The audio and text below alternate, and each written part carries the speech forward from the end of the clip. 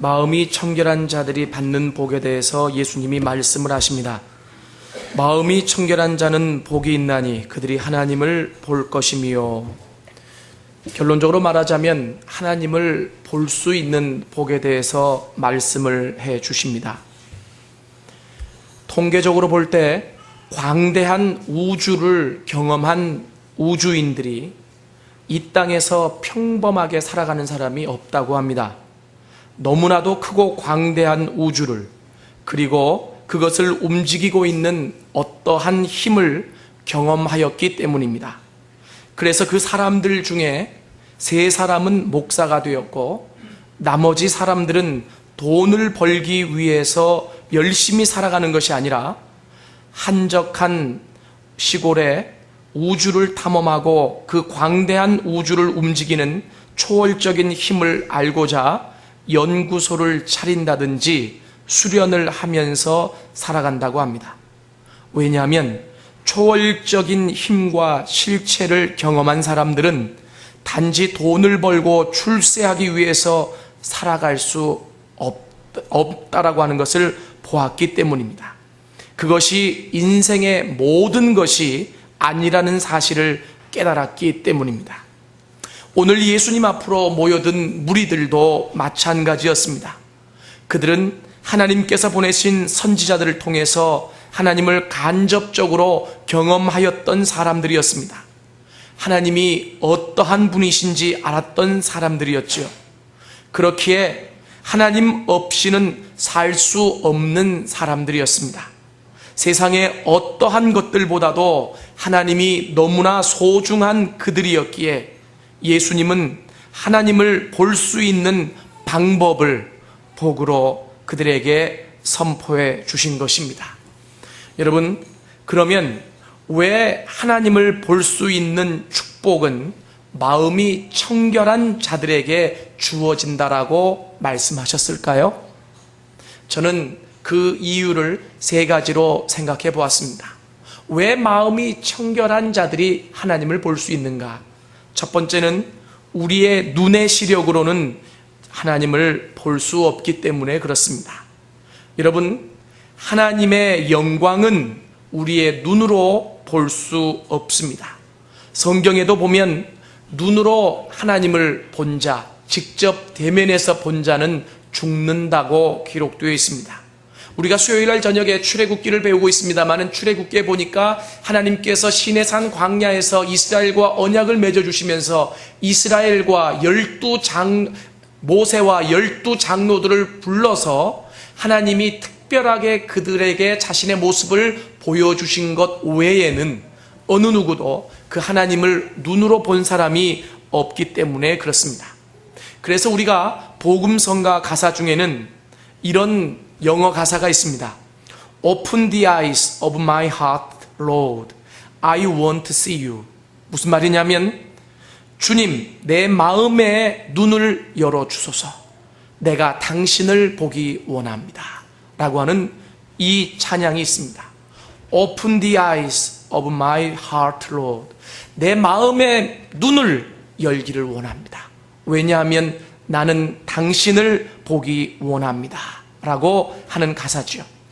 그렇기 때문에 오늘 우리는 오늘 이 6번째 팔복의 말씀을 들으면서 우리의 마음의 눈을 열기 위해 노력해야 할 것입니다. 마음의 눈을 열고 하나님을 볼 때 우리의 영이 소생하고 살아날 수 있습니다.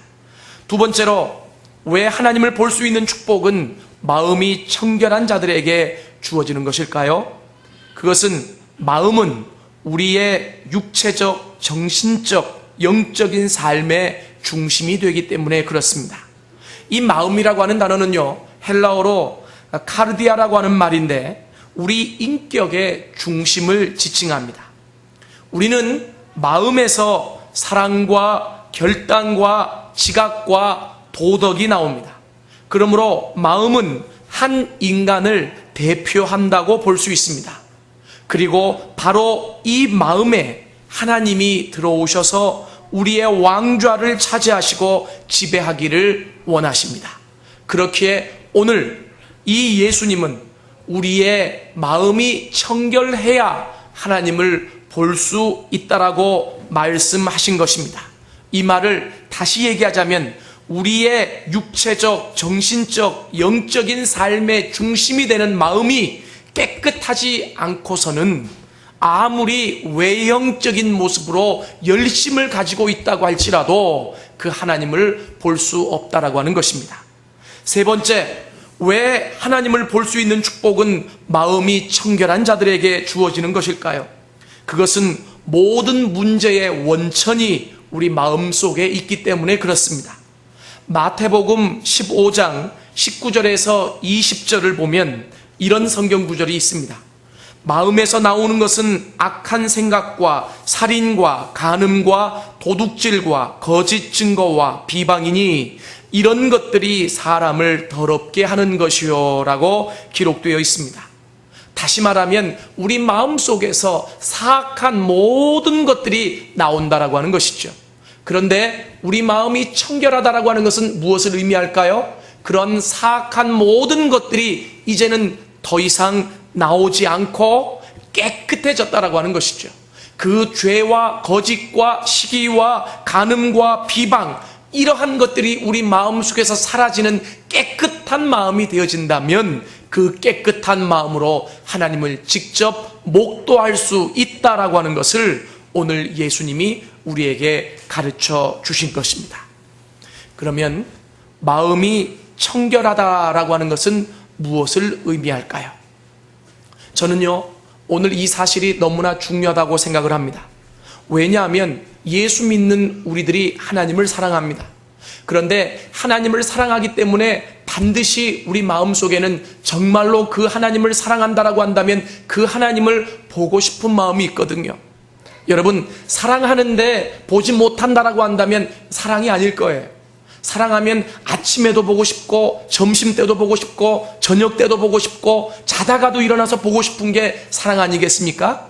그런데 오늘 예수님께서 그렇게 하나님을 향해서 갈망이 있는 무리들, 그 무리들 앞에 여섯 번째 복으로 무엇을 말씀해 주셨냐면 너희가 하나님을 볼 수 있는 복을 가르쳐 주겠다라고 하는 것입니다. 여러분, 정말 하나님을 사랑해서 그 하나님을 보고 싶은데 그 하나님을 볼 수 있는 복을, 그 방법을 가르쳐 준다라고 하는 것은 얼마나 큰 복이겠습니까? 그것은 마음이 청결해야 한다라고 하는 것입니다. 그러면 마음이 청결하다라고 하는 것은 무엇을 의미하는 것일까요? 첫 번째, 그것은 우리의 내적인 순결을 의미합니다. 다시 말하면 겉과 속이 같은 것을 의미하는 것이죠. 여러분, 예수님을 믿고 하나님을 신앙하는 사람들이 이 땅에 많이 있습니다.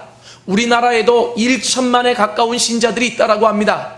그러나 그들이 날마다 하나님을 보지 못하고 경험하지 못하는 이유가 어디에 있습니까? 그냥 교회만 왔다 갔다 하는 이유가 어디에 있습니까? 많은 이유들이 있습니다만은 가장 중요한 이유는 바로 교회에 나오는 형식적인 행위에만 초점을 맞추고 있기 때문이 아닐까, 저는 그렇게 생각을 합니다. 물론 교회에 나와서 하나님 앞에 예배하는 이 행위가 무엇보다도 중요합니다.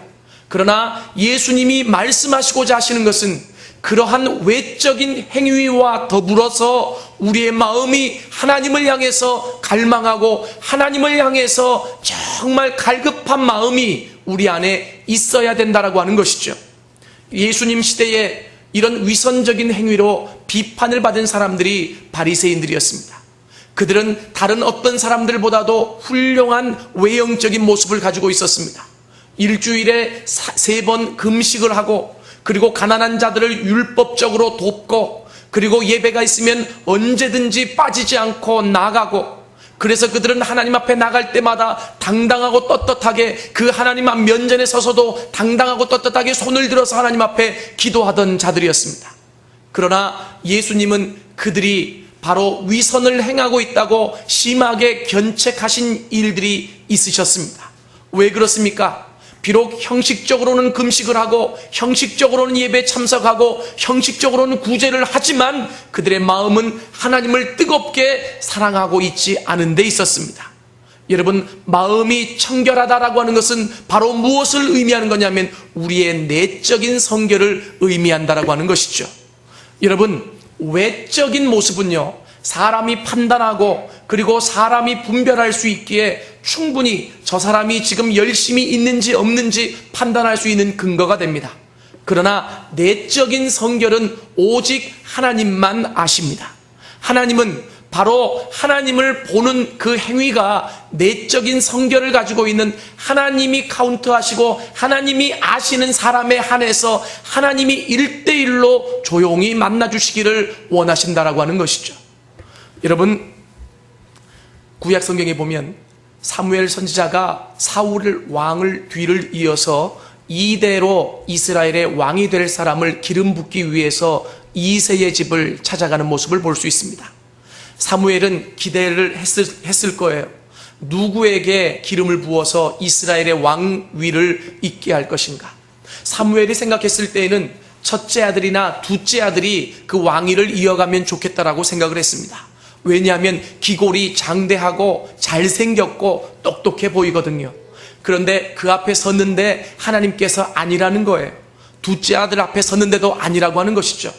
이새가 그 아들들을 일렬로 쭉 세워놨는데 어느 아들 앞에 섰어도 하나님은 아니라고 말씀하셨습니다. 그러자 급한 것은 사무엘이었습니다. 하나님, 지금 모든 아들들이 다 서서 다 한 사람씩 돌아갔는데 아니라고 말씀하시면 누구에게 기름을 붓는단 말입니까? 물어보아라. 그때 물어보았죠. 혹시 다른 아들이 있습니까? 예, 한 명이 있는데요. 누굽니까? 그 아들은 지금 들판에서 양을 치고 있습니다. 얼른 데려오십시오. 그때 그 데려와진 아들이 누구냐면 다윗이었습니다.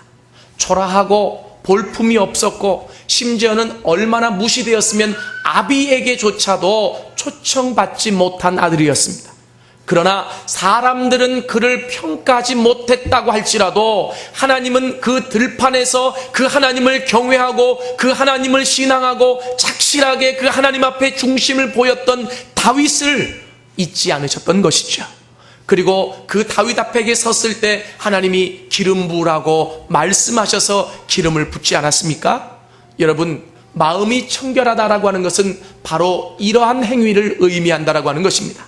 사람이 보아주지 않는다고 할지라도, 사람이 판단하지 않는다고 할지라도, 내가 다른 사람들에게 인정받지 못한다라고 할지라도 하나님 그분만을 위해서 내 중심을 드리고 내 눈물을 드리고 나의 모든 노력을 드리고 나의 모든 것을 그 주님께 집중하는 사람, 이 내적인 성결을 가지고 있는 사람이 마음이 청결한 사람이다라고 하는 것입니다. 두 번째로, 마음이 청결하다라고 하는 것은 무엇을 의미하느냐? 그것은 우리의 온 마음의 헌신, 다시 말하면 전적인 헌신을 의미합니다. 여러분, 이 청결이라고 하는 단어는 영어로 보면 pure라고 되어 있습니다. 그런데 pure라고 하는 이 단어는 첨가물이 섞여지지 않은 순수한 것을 의미합니다. 그렇게 마음이 청결하다라고 하는 것은 여러 갈래로 나뉘어지지 않는 순수한 마음, 그 순수한 마음, 하나된 마음이죠. 그 하나된 마음을 하나님 앞에 드리는 자다, 이렇게 얘기할 수 있다라고 하는 것이죠.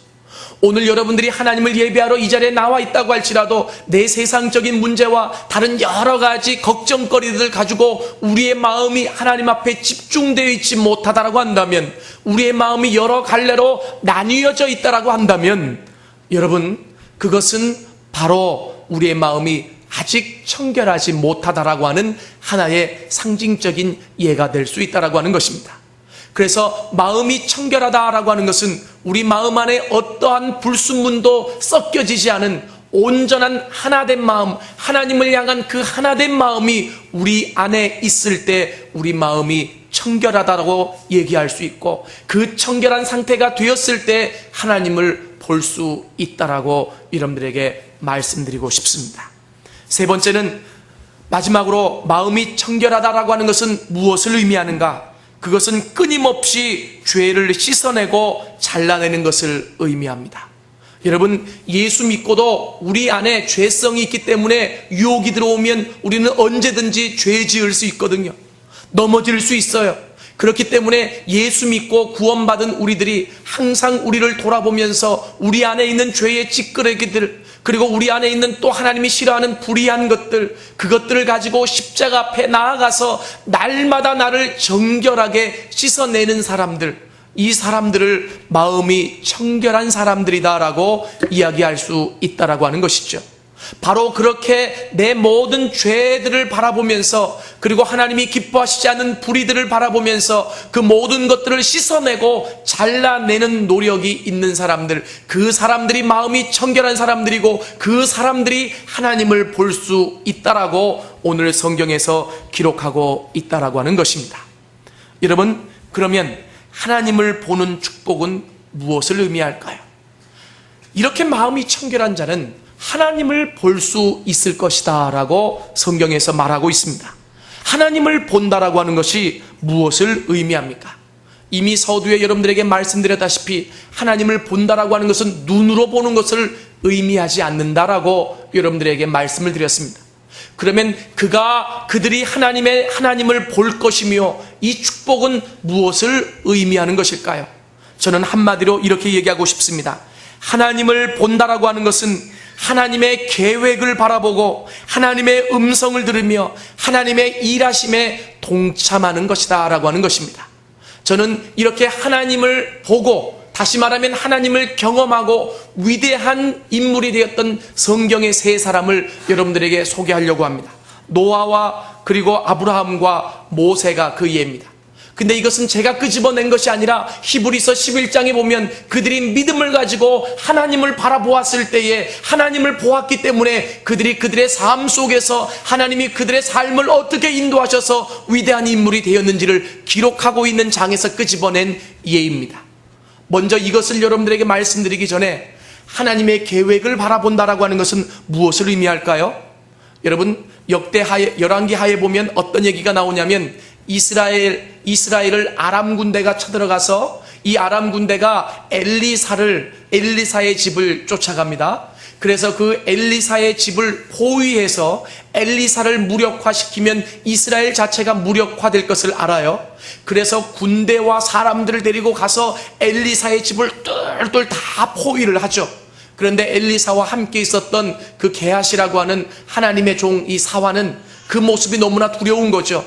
많은 사람들이 꽁꽁 뭉쳐가지고 무기를 가지고 엘리야 한 사람을 죽이려고 들었을 때 이 사환이 엘리사에게 얘기해요. 우리는 이제 어떻게 되는 거냐고. 그때 이 엘리사가 뭐라고 얘기하냐면, 눈을 들어서 하늘을 봐라. 우리를 죽이려고 온 사람보다 우리를 지키고 있는 하늘의 군사가 더 많다. 그때 그 하나님의 종, 그 사환이 눈이 열려져서 하늘을 바라보니까 오히려 자기를 죽이기 위해서 둘러선 그 많은 군사들보다 더 많은 하나님의 군사들이 자기들을 보호하고 지키고 있는 모습을 보았다라고 하는 것입니다. 이것이 바로 무엇입니까? 이 땅에 일어난 일들은 우리가 눈으로 보고 목도하고 알 수 있지만, 여러분, 영적인 세계는, 하나님 나라의 세계는 우리가 마음이 청결해야, 우리가 깨끗해야 그 하나님의 일들을 목도하고 바라보고 알 수 있다라고 하는 것이죠. 바로 이러한 것들이 하나님을 본다, 하나님을 경험하는 것이다 라고 우리가 얘기할 수 있다라고 하는 것입니다. 여러분, 저는 오늘 여러분들에게 분명하게 말씀드리고 싶은 것은, 우리 예수 믿는 우리 모든 성도님들이 하나님을 날마다 경험하는 것이 소원이 되어질 수 있기를 원합니다. 왜냐하면 하나님을 날마다 경험하지 않고는 우리의 신앙에 역동성이 없어요. 여러분, 내가 예수를 믿은 지 시간이 되고 연륜이 되어서 아는 지식은 많은데 내 안에 신앙에 역동성이 없고 뜨거움이 없는 이유가 무엇인 줄 아십니까? 그것은 날마다 그 하나님을 볼 수 없기 때문에 그런 거예요.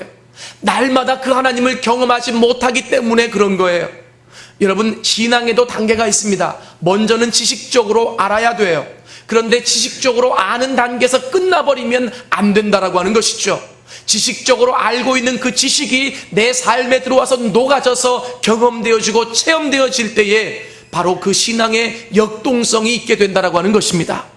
여러분, 성경의 위대한 인물들을 보십시오. 제가 지금 소개하려고 하는 이 위대한 인물들도 지식으로만 자리 잡아서 그 지식을 가지고 하나님 앞에 쓰임받은 위대한 사람이 아니었다라고 하는 것입니다. 이 위대한 인물들은 그들이 가지고 있는 지식이 녹아져서 그 삶 속에서 하나님을 일일이 경험하고 체험했던 사람들이다라고 하는 것입니다. 먼저 노아를 보겠습니다. 여러분, 이 노아는 온 세상이 정욕에 불타고 있어서 하나님을 바라보지 못했을 때에 노아는 하나님으로부터 이 땅에 임할 심판을 보았고, 또한 그 심판에서 구원받을 수 있는 방주를 만들어 살 수 있는 길을 보았습니다. 여러분, 많은 사람들이 하나님을 보지 못했던 그때에 노아가 하나님을 바라보고 하나님의 계획을 바라보면서 그 계획에 하나님의 일하심에 동참하는 자가 되었던 이유가 어디에 있는 줄 아십니까? 성경에 보면 분명히 노아는 당대의 의인이었다라고 기록하고 있습니다. 뭡니까?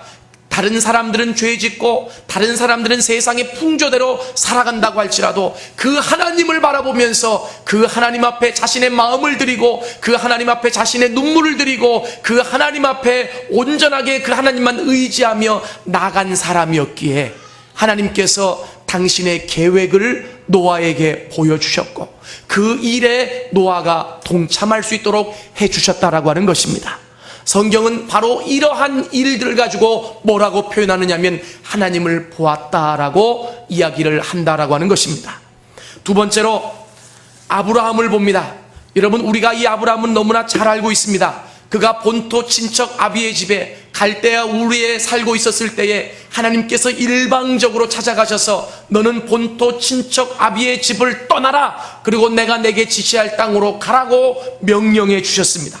그런데 이 창세기에는 자세히 나타나 있지 않지만 이 아브라함이 그 명령에 순종해서 아비의 집을 떠났던 이유를 히브리서에서는 이렇게 기록하고 있습니다. 뭐냐면 나는 지금 아비의 집을 떠나고 고향을 떠나고 익숙한 곳을 떠나지만 떠날 수 있었던 이유는 하나님께서 나를 위해서 예비하신 그 한 성, 그 거룩한 성을 바라보았기에 아브라함이 떠났다라고 성경은 기록하고 있습니다. 여러분, 무엇인가 보이는 게 있어야, 들리는 게 있어야, 만져지는 게 있어야 하나님이 말씀하시는 것에 순종할 수 있지 않겠습니까? 이 성경의 위인들은 다 그렇게 보았기 때문에, 만졌기 때문에, 느꼈기 때문에 하나님이 명령하시는 일에 순종할 수 있었다라고 하는 것이죠. 그렇기에 우리가 성경을 잘 보아야 합니다. 잘 알아야 됩니다. 무조건 하나님이 명령하시는데 왜 사람들이 순종하지 못할까요? 그 명령은 무조건 순종해야 옳지만 순종하지 못했을 때에는 이유가 있다라고 하는 거죠. 오늘도 우리가 하나님을 너무나 많이 압니다. 너무나 잘 알고 있습니다. 하나님이 내 삶에 어떻게 개입하셔서 무엇을 하기를 원하시는지도 우리가 알고 있습니다. 그러나 우리가 하나님이 원하시는 대로 살아가지 못한다라고 한다면 그 이유가 무엇일까요? 그것은 이 신앙의 위인들처럼 그 하나님을 보지 못하기 때문에 그렇습니다. 그 하나님이 나에게 대해서 가지고 있는 계획을 내가 만지지 못했기 때문에 그래요. 내가 그 하나님의 음성을 듣지 못했기 때문에 하나님이 원하시는 것은 알지만 아는 것에 결단하고 순종하는 것이 뒤따라가지 못할 수 있다라고 하는 것입니다. 그렇기에 오늘 이 팔복의 여섯 번째 복, 하나님을 볼 것이며, 이것은 굉장한 복입니다. 기독교를 역동성 있게 만드는 복이고, 그리고 누가 뭐라 그래도 내가 그 하나님을 붙잡고 하나님이 부르시는 그날까지 이 땅을 온전하게 살아갈 수 있는 복이다라고 하는 겁니다. 기독교는 체험의 종교입니다. 그렇기에 그 하나님을 만지고 보고 경험하지 않고는 우리의 신앙의 역동성이 있을 수 없다라고 하는 사실을 분명히 기억해야 합니다. 마지막 세 번째로 이 모세의 예를 봅니다. 모세는 호화스럽게 바로의 궁정에서 자랐지만 고생하고 있는 히브리인들과 함께 하시는 하나님을 보았기에 미련 없이 모든 것을 다 버리고 히브리인들과 함께 할 수 있었습니다. 여러분, 출애굽기에는 자세히 나와 있지 않지만 어느 날 그가 바로의 왕자로 살아가다가 히브리인이 애굽 관리인에게 당하는 모습을 보고 히브리인의 편을 들어주었던 이유를 성경은 뭐라고 얘기하고 있느냐면 그 히브리인과 함께 하시는 하나님을 모세가 목도했기 때문이라고 하는 겁니다. 이것이 바로 보는 것이에요. 보이는 것이 있어야, 만져지는 게 있어야, 들려지는 게 있어야 하나님의 일하심에 내가 목숨을 걸고 내가 가진 기득권도 내려놓을 수 있는 것 아니겠습니까? 저는 그래서 정말 우리 한국의 기독교가, 우리 부천 안디옥교회 성도가, 우리 교회가 이렇게 갈 수 있기를 원합니다. 물론 내가 만져지지 못하고 그리고 보여지지 못하고 들려지지 않는다고 할지라도 이것이 하나님의 뜻이라고 한다면 내가 순종하면 복이 되겠죠. 그러나 중요한 것은 여러분 정말 하나님 앞에 한번 기도해 보십시오. 하나님이 정말 그것이 뜻이라고 한다면, 하나님이 그렇게 하기를 원하신다라고 한다면 내가 당신의 계획을 볼 수 있도록 하여 주옵소서. 내가 당신의 음성을 들을 수 있도록 하여 주옵소서. 내가 당신을 경험할 수 있도록 하여 주옵소서. 그때 내가 경험하고 듣고 만지고 결단한 결단은요, 결코 나에게 한번 있어지고 사라지는 그러한 신념이 아니다라고 하는 것입니다. 여러분, 예수님의 12제자 가운데 도마를 한번 보십시오. 이 도마가 예수님이 부활했을 때 뭐라고 얘기합니까? 나는 예수님의 그 창자국과 못자국을 만져보지 않고는 예수님의 부활을 믿지 않겠다라고 얘기하잖아요.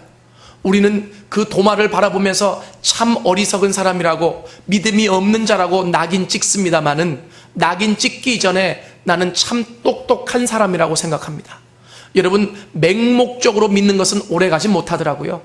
여러분, 맹목적으로 믿는 것은요, 한 번, 두 번은 믿을 수 있어도 그 믿음이 나를 지탱해 주지 못하더라고요.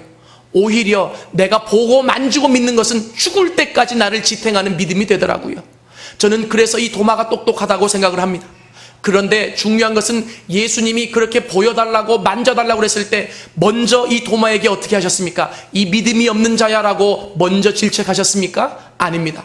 우리 예수님은 그렇게 보여달라고 만져달라고 요구하는 도마에게 먼저 나타나셔서 만져보라고 자신의 몸을 직접 내어주셨습니다. 오늘도 우리가 그분에게 요구만 한다면, 내가 당신을 보기를 원한다고, 내가 하나님 당신을 경험하기를 원한다라고 우리가 요구하기만 한다면 그분은 믿음이 없는 자여라고 나를 먼저 질책하시기 이전에 먼저 당신의 몸을 기꺼이 우리에게 보여주실 수 있는 분이 바로 하나님이라고 하는 겁니다. 그렇기에 정말 이제까지 내 신앙을 돌아보면서 내가 맹목적으로만 믿어왔다라고 한다면 다시 기도하십시오. 주님, 내가 당신을 보기 원합니다. 내가 당신을 만지기 원합니다. 하늘의 계획을 내가 보기를 원하고 듣기를 원합니다라고 말입니다. 여러분, 제가 한번 간증을 드린 것 같은데, 인도에 있으면서 제가 있었던 곳이 벵갈로르라고 하는 곳이었는데, 마드라스라고 하는 곳 6시간 기차를 타야 되는 곳인데 인도에서 6시간은 굉장히 가까운 거리거든요. 그런데 그래서 제가 그 마드라스를 자주 갔었습니다. 왜냐하면 거기에 도마의 순교지가 있었기 때문에 그렇습니다. 그런데 그 도마의 순교지에 갔을 때 그 도마의 순교지에 쫙 도배된 글이 있어요. 그것은 도마가 그 부활하신 예수님을 만지고 나서 고백했던 고백이었습니다. 예수님은 나의 주님이시오 나의 하나님이십니다. Jesus is my Lord and my God. 이 글이 쫙 쓰여 있는데 저는 그 글을 보면서 가슴이 뜨거워지기 시작했습니다. 그리고 눈물이 난 적도 있었습니다. 왜 그렇습니까? 우리는 도마를 믿음이 없는 자라고 그냥 알지도 못하고 낙인 찍어버렸지만, 그러나 이 도마는 그렇게 만졌기 때문에, 그 예수님을 체험했기 때문에 그 입에서 나온 고백이 예수님은 나의 주님이시요 예수님은 나의 하나님이시라고 하는 고백을 할 수 있었다라고 하는 것이죠. 그 고백이 있었기 때문에 그 인도로 달려가서 그 황무지와 같은 곳에서 복음을 전하며 나중에는 그 극렬한 사람들에게 잡혀서 죽기까지 한 것 아니겠습니까? 만약에 우리의 믿음이 맹목적인 믿음이라고 한다면 어찌 인도까지 달려갈 수 있을 것이고, 만약에 그 도마의 믿음이 맹목적인 믿음이었다고 한다면 어찌 그 목숨을 하나님 앞에 드릴 수 있었겠습니까? 만진 믿음이었기에, 체험한 믿음이었기에 그 믿음은 살아있는 믿음이었습니다.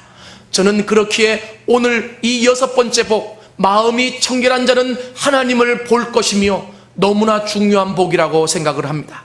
우리도 하나님 앞에, 하나님 내가 당신을 보기를 원합니다. 하나님 내 마음의 문을 열어주십시오. 내가 당신을 만지기를 원합니다라고 날마다 기도할 수 있기를 원합니다.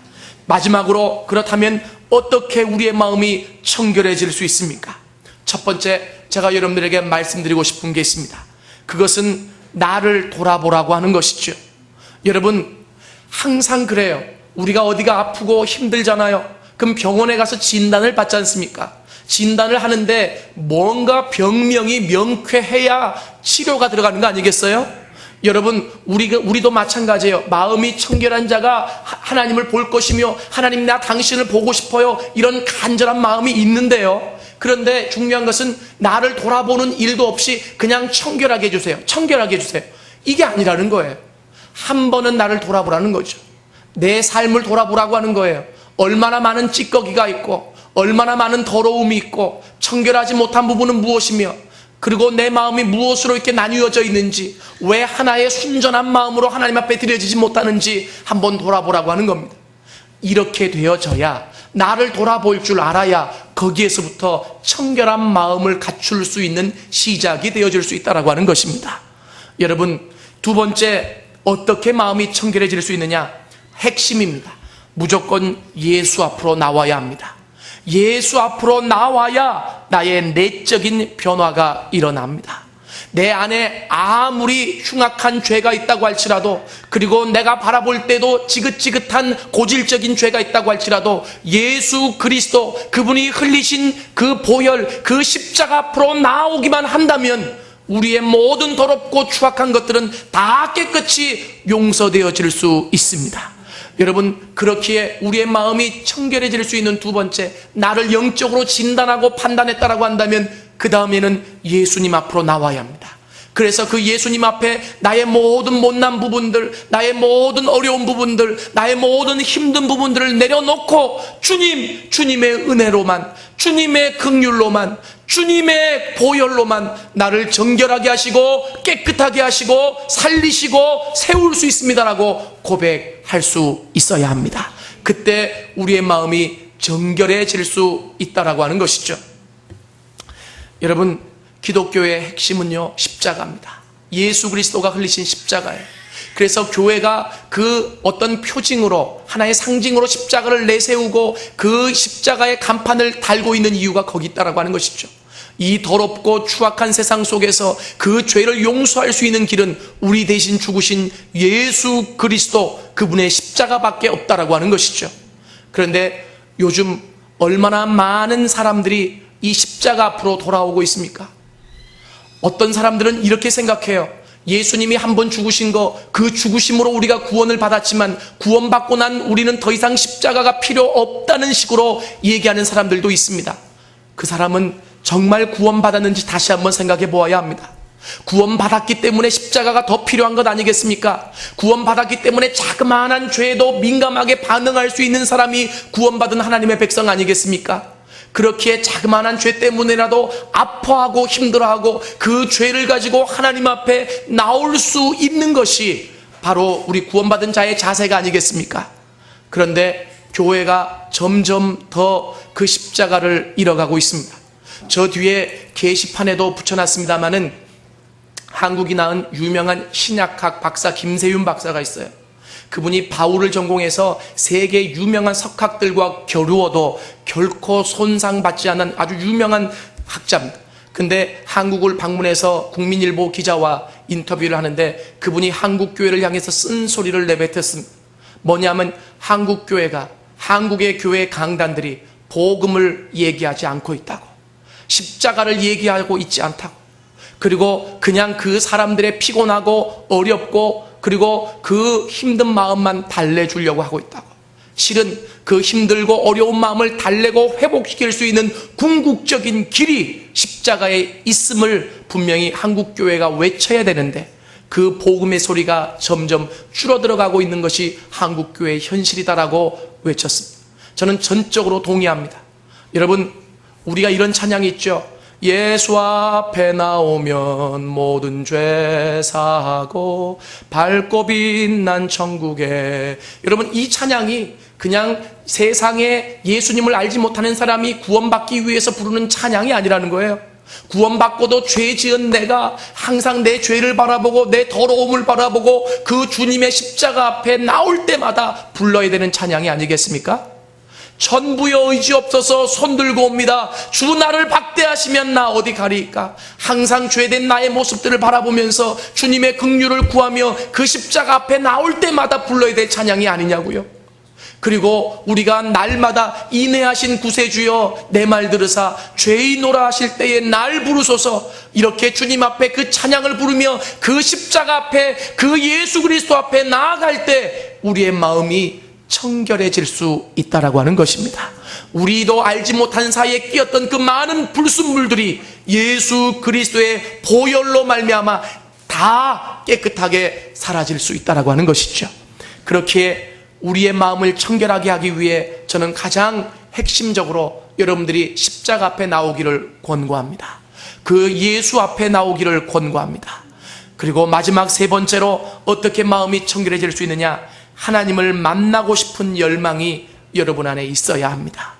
여러분, 하나님을 만나고 싶다라고 한다면 그 다음에 방법이 나오면 그 방법은 자동적으로 내가 따라갈 수 있는 것 아니겠어요?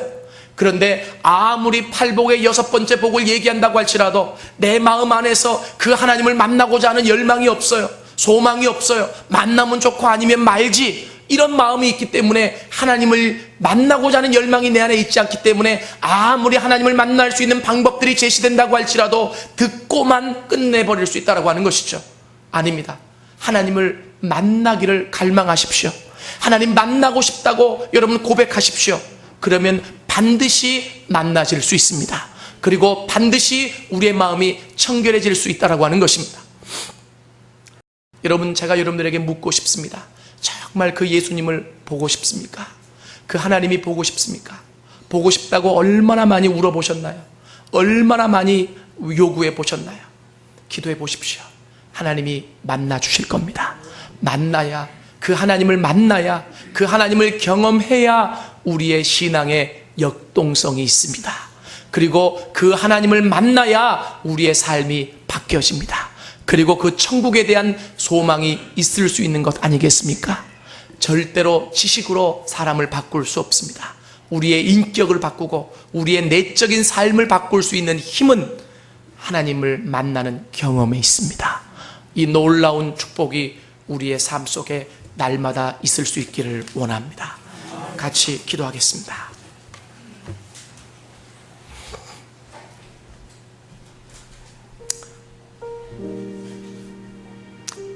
예수님, 내가 예수님 보고 싶습니다. 내가 당신을 너무나 보고 싶습니다.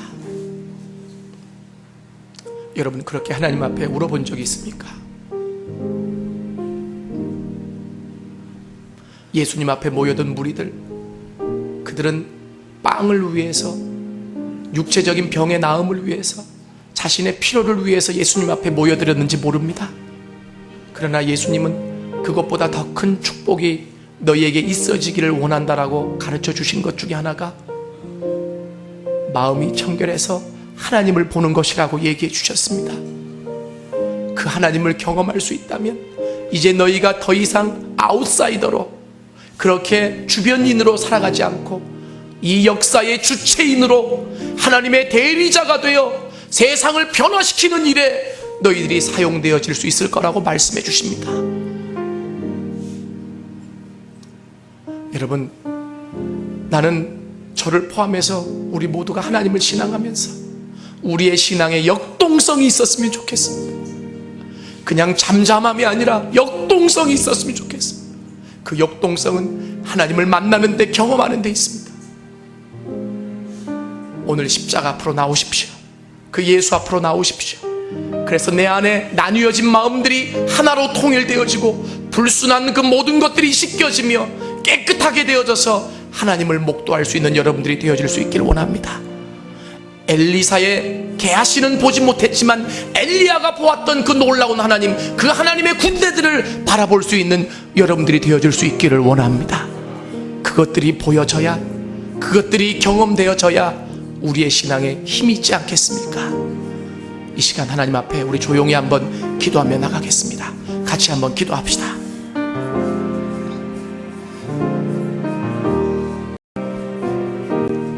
하나님, 우리의 믿음의 선조들은 이 땅에서 예수를 믿으며 다른 많은 지식들은 없었지만 예수 앞에 나오면 우리의 모든 죄가 사하고 우리의 나누어졌던 마음들이 하나님 앞에 하나로 통일되어질 수 있고, 그래서 그 주님을 만나면 기쁨과 평안이 있다는 사실을 알면서 하나님, 그 십자가 앞으로, 그 예수 앞으로 날마다 찬양하며 오는 모습들이 있었습니다. 오늘 우리에게 그런 모습이 있나 돌아보게 하시옵소서. 모든 문제는 예수 앞에 나오면 해결되어질 수 있는데, 그 예수 앞에 나와서 우리 안에 있는 모든 불순물들을 내려놓게 하시고 모든 나뉘어진 마음들을 내려놓게 하셔서 하나의 순전한 마음으로 바꾸어 주시고 깨끗하고 정결하게 만들어 주셔서, 하나님, 내가 지식적으로 알고 있는 그 하나님이 내 삶 속에서 만져지고 경험되어지는 하나님이 되어줄 수 있도록 도와주옵소서. 내가 여기 있노라고, 내가 이런 계획을 가지고 있노라고, 내가 너를 위해 이것을 준비했노라고 하나님이 말씀하시는 것들을 듣고 경험할 수 있는 우리 모두가 되게 하여 주옵소서. 예수님의 이름으로 기도드렸습니다.